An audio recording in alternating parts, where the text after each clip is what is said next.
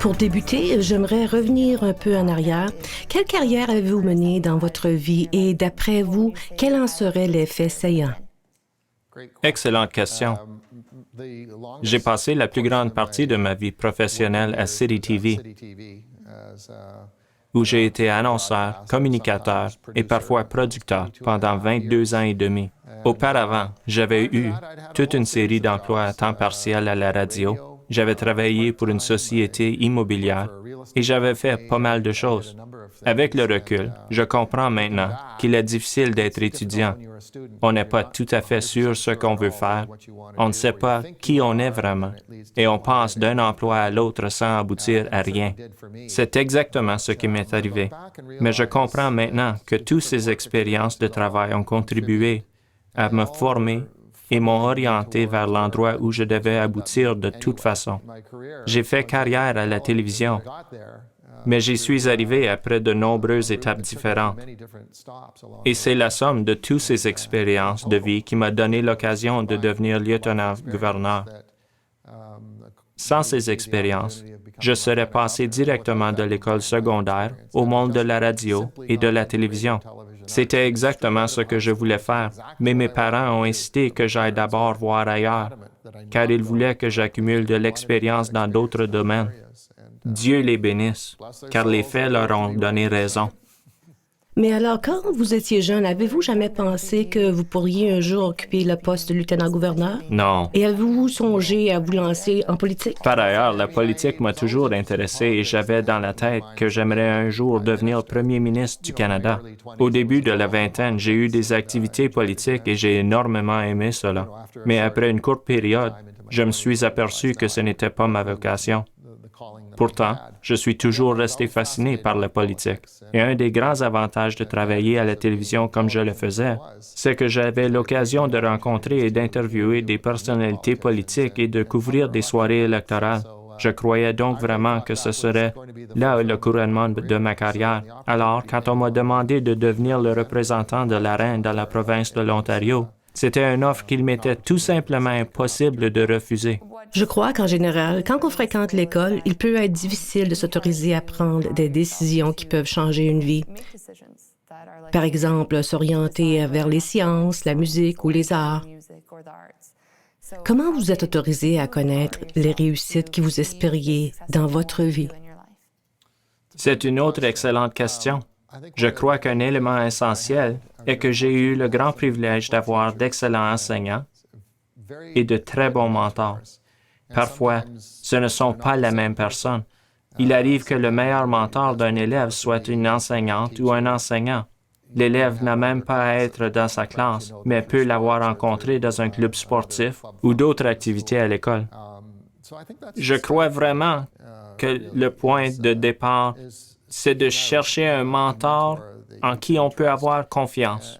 J'ai été très chanceux à cet égard, car j'ai connu plusieurs personnes qui m'ont donné, parfois au cours d'une seule conversation, des conseils individuels que je n'ai jamais oubliés de toute ma vie.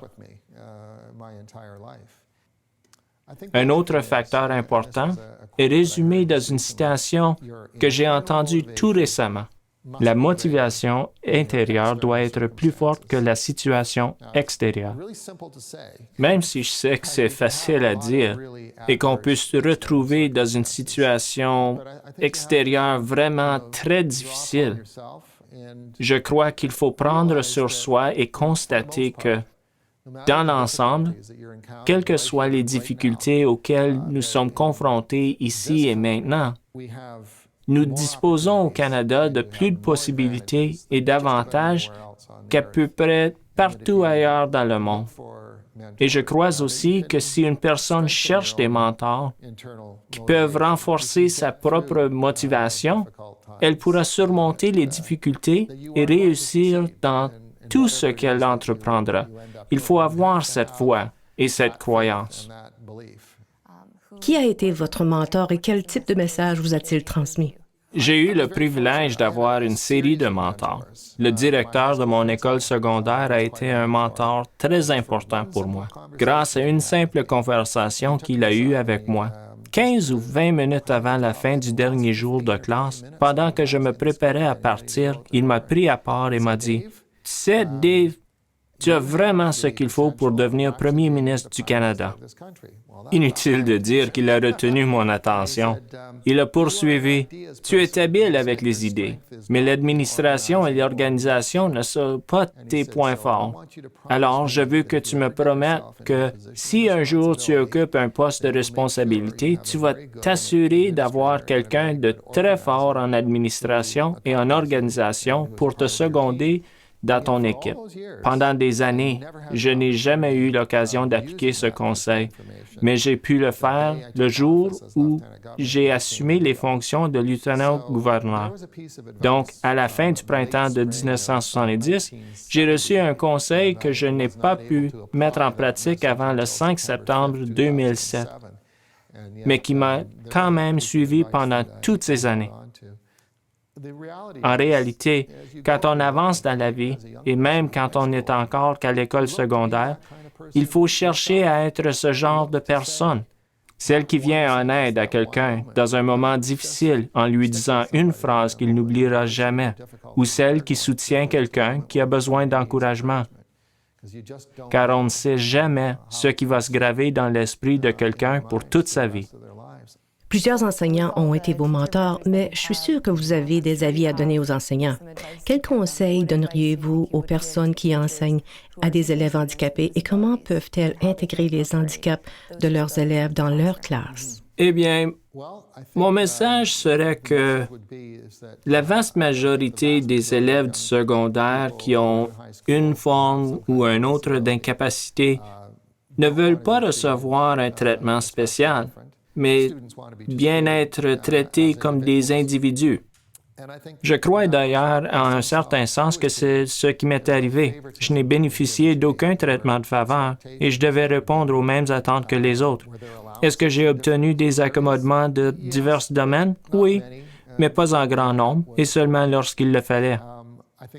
La deuxième chose que je dirais aux enseignants, c'est d'être attentif aux signes je dirais même de dépression chez les élèves handicapés.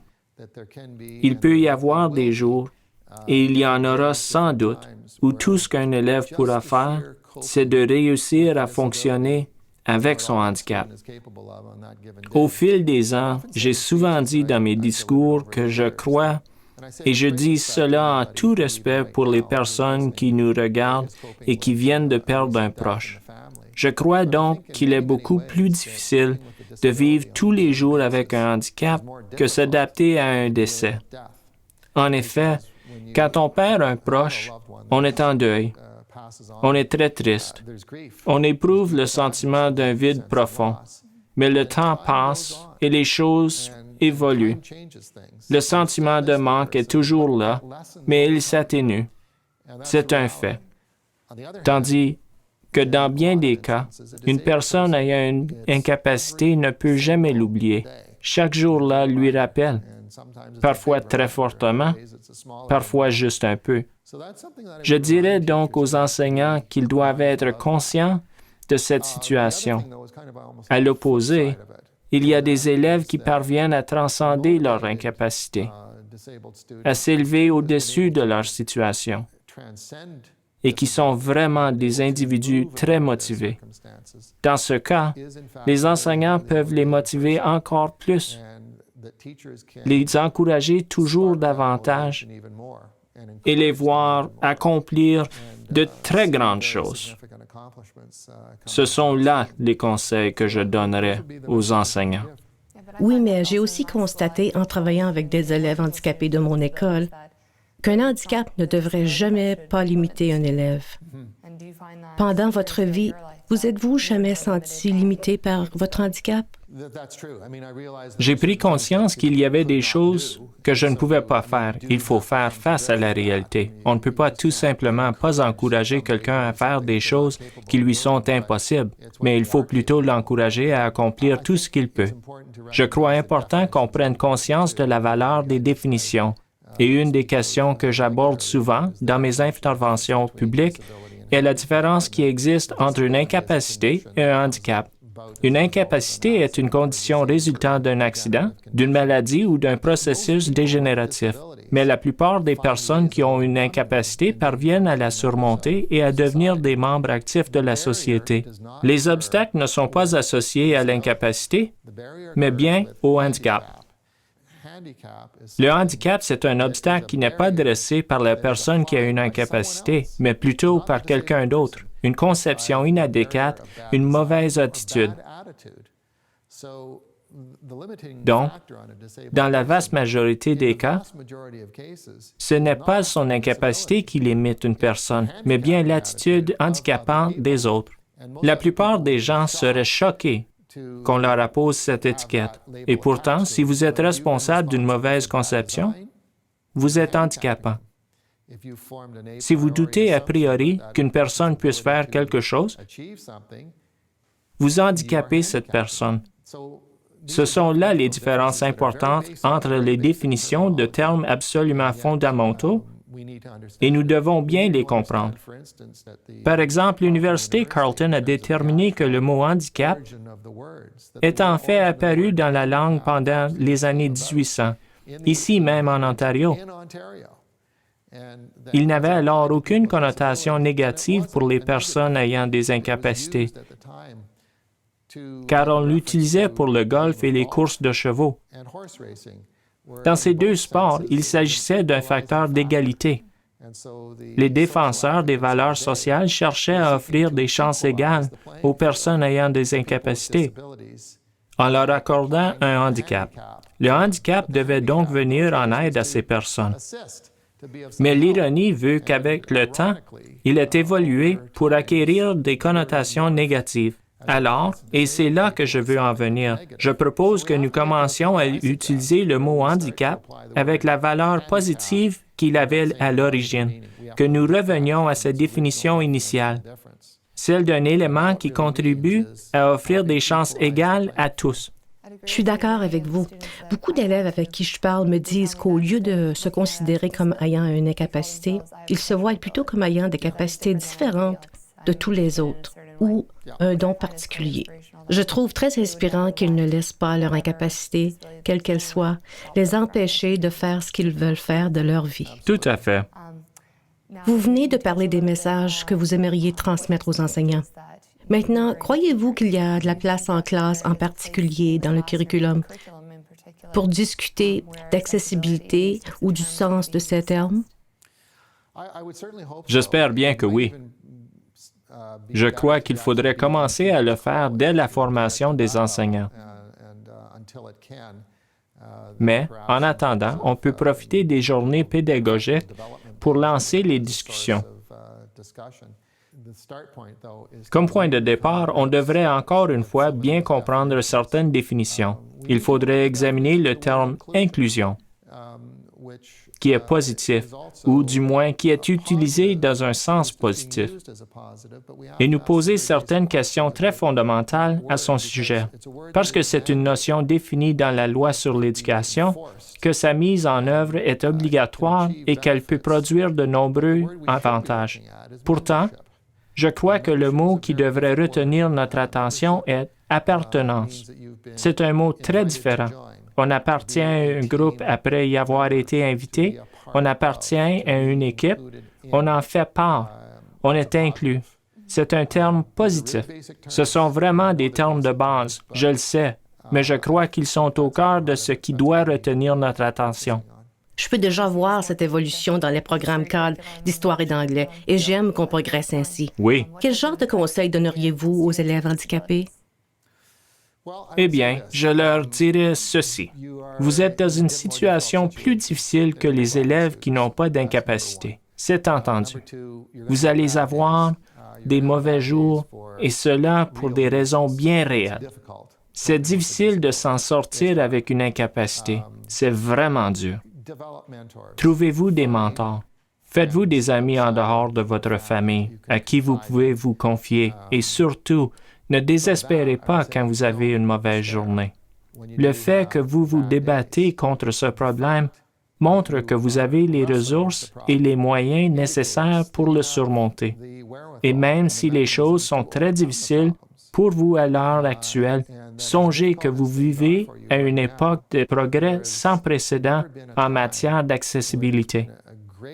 Nous sommes à l'aube d'une ère spectaculaire de nouvelles technologies informatiques qui dépassent tout ce qu'on aurait pu rêver il y a quelques années seulement. Sur le plan de l'emploi, la situation commence à se transformer. De grandes sociétés, de grandes entreprises de notre pays commencent à comprendre que tant que les personnes handicapées ne représenteront pas une proportion significative de leurs effectifs, elles ne pourront pas accroître leurs bénéfices autant qu'elles le voudraient. Donc, si vous devez être handicapé, car personne ne veut l'être, bien sûr, il n'y a jamais eu de meilleure époque dans l'histoire de l'humanité, de moment où les possibilités ont été plus nombreuses. Vous n'avez qu'à surmonter les obstacles et les difficultés auxquelles vous faites face, un jour à la fois. Et si vous faites cette partie du travail, je crois que tout le reste finira par s'arranger. C'est bien. Je vous remercie beaucoup.